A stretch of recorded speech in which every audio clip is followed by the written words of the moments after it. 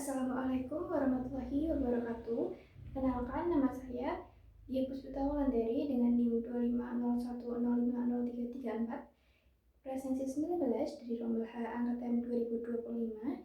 Di sini saya akan membuat video mengenai mengapa Pancasila itu menjadi sebuah dasar dalam pengembangan nilai serta ilmu pengetahuan dan teknologi. Nah, seperti yang kita tahu bahwa saat ini IPTEK itu telah berkembang secara cepat dan pesat di suatu ruang budaya dengan mempertimbangkan nilai budaya dan agama agar tidak merugikan umat manusia.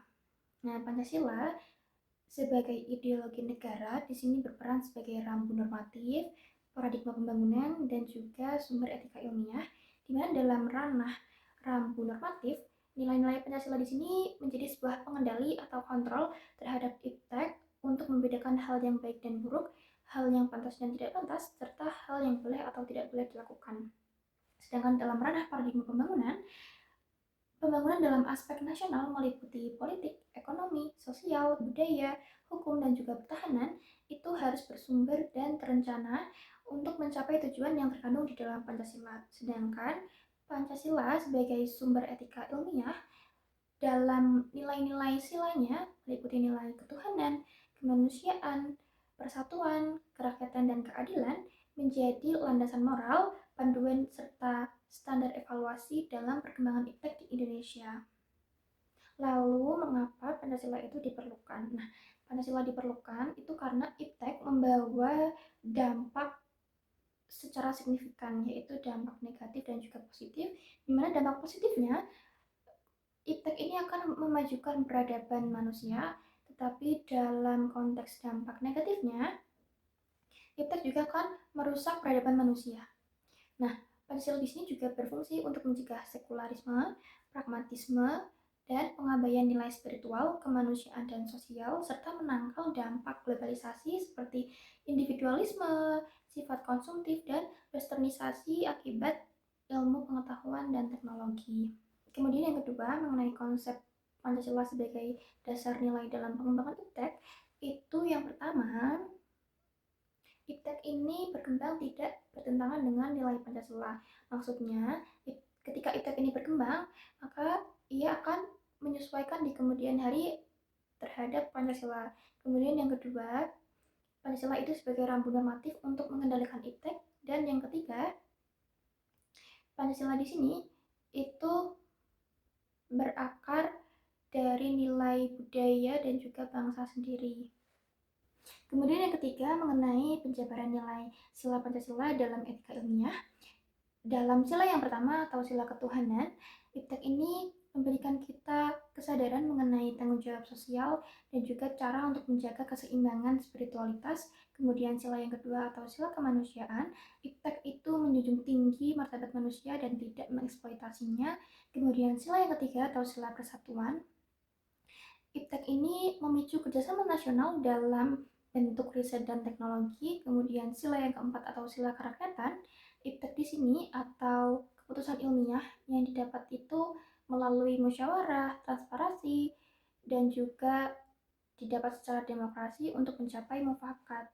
Kemudian sila yang kelima atau sila keadilan sosial, di mana hasil IPTEK yang sudah didapat itu dapat dirasakan secara merata oleh seluruh masyarakat, tidak hanya dirasakan oleh sekelompok orang ataupun sekelompok elit global.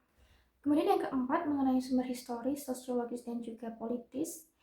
Yang pertama, sumber historis itu dapat kita ketahui melalui Undang-Undang Dasar 1945 dalam kalimat mencerdaskan kehidupan bangsa, sehingga IPTEK ini harus berdasarkan Pancasila. Kemudian yang kedua, sumber sosiologis, di mana masyarakat akan menolak IPTEK yang cenderung mengancam nilai ketuhanan dan kemanusiaan. Kemudian yang ketiga, sumber politis, di mana didapat melalui pidato-pidato mantan presiden kita, Bapak Insinyur Soekarno, Soeharto, dan juga Susilo Bambang Yudhoyono, di mana beliau-beliau ini menekankan bahwa IPTEK itu harus berkaitan dengan nilai kemanusiaan dan juga pembangunan nasional. Kemudian jika dikaitkan dengan SDGs 4 mengenai pendidikan yang berkualitas, Pancasila di sini mengajarkan bahwa nilai-nilai Pancasila itu berakar dari budaya masyarakat bangsa sendiri. Kemudian yang kedua, Pancasila itu memberikan keterampilan bagi tenaga kerja dan harus dikaitkan dengan sila kedua dan kelima agar tenaga kerja ini tidak mudah dieksploitasi maupun kapitalis. Kemudian yang ketiga mengenai fasilitas pendidikan yang ramah, aman, dan juga inklusif.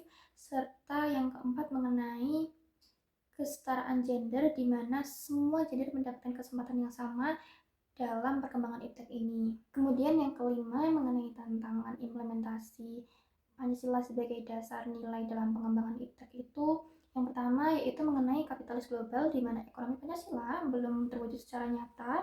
Kemudian yang kedua mengenai globalisasi, Indonesia itu lebih cenderung menjadi konsumen daripada produsen. Kemudian yang ketiga konsumerisme dan juga pragmatisme di mana iptek itu berorientasi pada pasar daripada nilai luhur yang telah berkembang.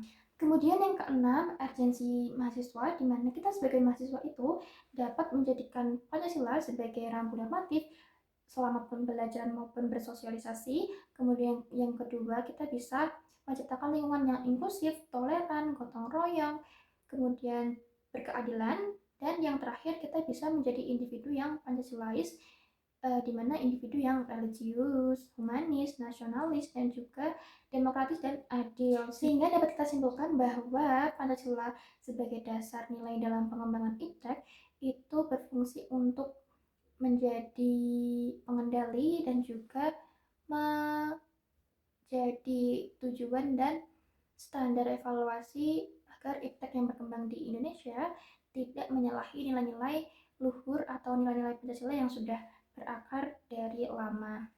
Terima kasih. Wassalamualaikum warahmatullahi wabarakatuh.